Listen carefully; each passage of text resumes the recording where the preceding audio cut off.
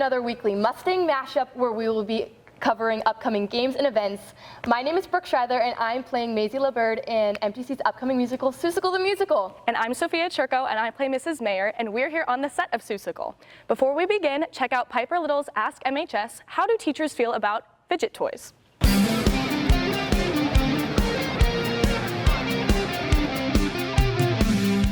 Yeah, I think on the whole, fidget toys are a net positive. A lot of students that I've seen use them responsibly, right? They're using them just kind of quietly to keep themselves kind of focused or to like work off a little bit of excess energy. I know some fidgets can make noise, so I don't think those are good in the classroom, but the ones that are quiet, I don't see much of a problem with them.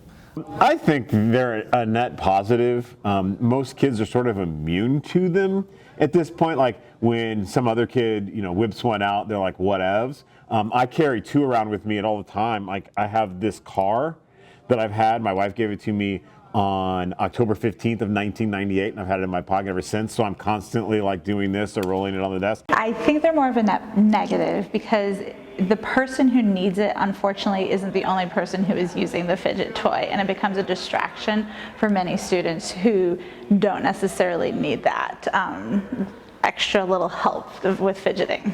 I would say probably a net positive for the same purpose as like doodling too, of being able to have your brain be able to focus on what it needs to because your body's doing something else, right, with the energy that's in there. Welcome back. In sports news today, varsity boys tennis will play against Eureka at 4:15.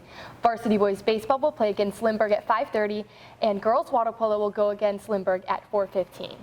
Tomorrow at 3:30, varsity golf will play against Eureka, and girls water polo will host the Founders Cup from tomorrow to the 18th. This Friday, varsity boys tennis will go up against Parkway West at 4:15. On Tuesday, varsity boys lacrosse will play against Northwest at 4:30. In other news, opening night for Seussical the Musical is tomorrow at 7, and there are 7 p.m. showings Friday and Saturday as well. The final showing will be at 2 p.m. Sunday. Tickets can be bought at the door or under the athletics tab of the Marquette website. Adult tickets are $16 and student tickets are $11.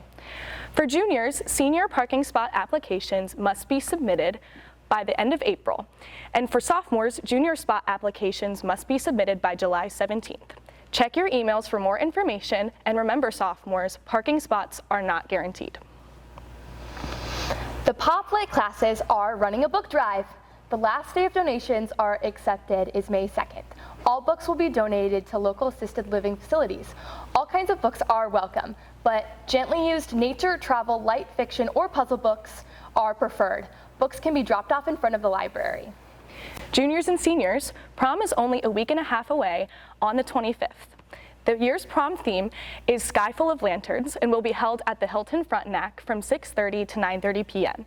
There will be no admittance after 8. Tickets increased to $90 yesterday, and the last day to buy tickets is tomorrow at 5 p.m. You can only purchase tickets if all of your fines are cleared. Visit the activities office to learn about bringing a guest or visit Student Square for more information. And that's a wrap for this week's Mustang Mashup. Be sure to follow us on Instagram at your MHS News, and we'll see you next week. Before you go, check out executive producer Angel DiSalvo's story about the Seussical set build.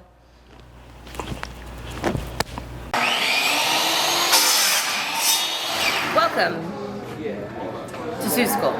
Lights at 9, going down.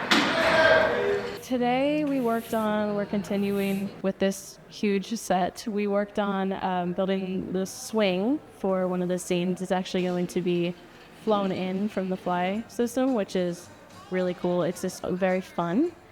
Oh, the set is really fun. So because it's Seussical, it's fantasy, and so it's kind of the sky's the limit. We're all over the place, and we kind of follow the story of Horton Hears a Who for a lot of the show. So we're not only in Horton's world, but we're on the Clover as well. So To do that is a little bit tricky, so instead of having like specific locations, it's just sort of a general location. So we have a giant book in the middle of the set, which is kind of cool, that we the actors will be walking on and dancing on, and then kind of all around we've decided to put in all kinds of playground equipment. It's just meant to be fun for the actors, but also fun for the audience to watch, and just kind of a delight for the senses. She told me she wanted a jungle gym, and I couldn't contain my excitement. I jumped up and down, and I was genuinely so excited. It's such a cool show to have no limits and just full creative freedom to kind of do whatever we want. I have a really great partner who helps me with this. His name is Mike Pizzoni. He's a former parent who has just kind of stuck around. And so I kind of bring him all of my crazy ideas and thoughts, and he helps me figure out how to make them a reality. I try to make it every Saturday when we're building, so usually from 6 to 8 Saturdays every semester. I like watching you guys learn. That's the best. Seeing you guys use power tools, especially the chicks. I like when the chicks learn how to use tools. That's awesome. Just do what B tells me to do. Come see Seussical from April 16th to 19th.